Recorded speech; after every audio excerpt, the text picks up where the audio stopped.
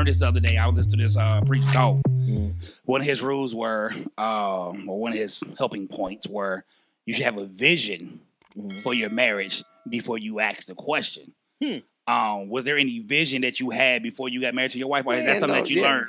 The vision was, I need to see you in that bed on the regular, like because that was the only vision I saw was how are we gonna get down all the time. Right. I mean, it really wasn't even a vision. I wanted a family. I want to just love on my family and have a life. I didn't know anything about a vision for financial vision.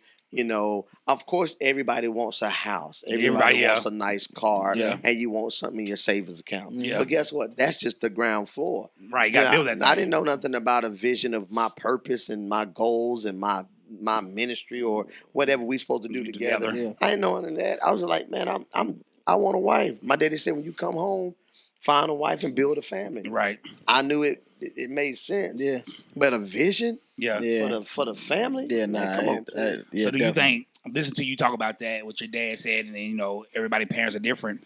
Do you think us as black men, not 2000 on up black men, but from the 50s, 60s, 70s, 80s, 90s, do we think we kind of hurt our sons by not giving them clear direction on what marriage really was? Because you got to think, back in the day, they were beating on women. They were like, you do what I say. But in today's world, that's not really... It's a different dynamic. I think then was a different dynamic from now. Okay. Back then, women weren't supposed to work. Women couldn't work. Women, they worked, but they didn't. It was the man's job. So the expectations of the roles back then were different than now. True. You know, you didn't have women back then making six figures. No. You didn't have women back then having their own whip. You know what I mean? So I think the roles back then were so different.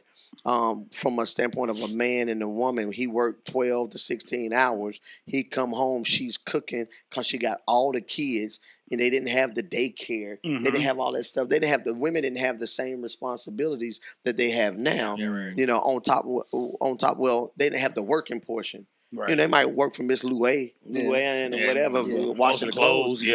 But they didn't have the responsibility of it like this. So I think, overall, if we say we hurt our sons, I think generationally, if we didn't listen to our forefathers who actually was buying land, who was actually doing the hard work, the labor, you know, we hurt our children by not teaching them how to work for what they want, because we don't want, if we went through a suffering, we don't want our kids to go through the hard times. So we give them everything and we spoil them and make them soft. Very true. Right. So, I think we hurt them from a vision. From a vision standpoint. I think we hurt each other. We hurt our children because we ain't talking about a vision for the family. No.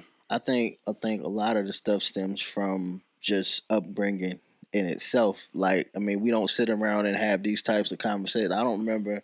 You remember when you was younger, you can't be in here with grown folk talking. Oh, you can't even come in. And I get the point of people saying that back in the day, but I think that was like one of those, depending on what y'all talking about, I should be sitting right here with y'all. True. Now, you would think of that now. Right now. But then you know, you can't even walk through the room. You're going to get a shoe across your head. Right. Yes, from that standpoint, like,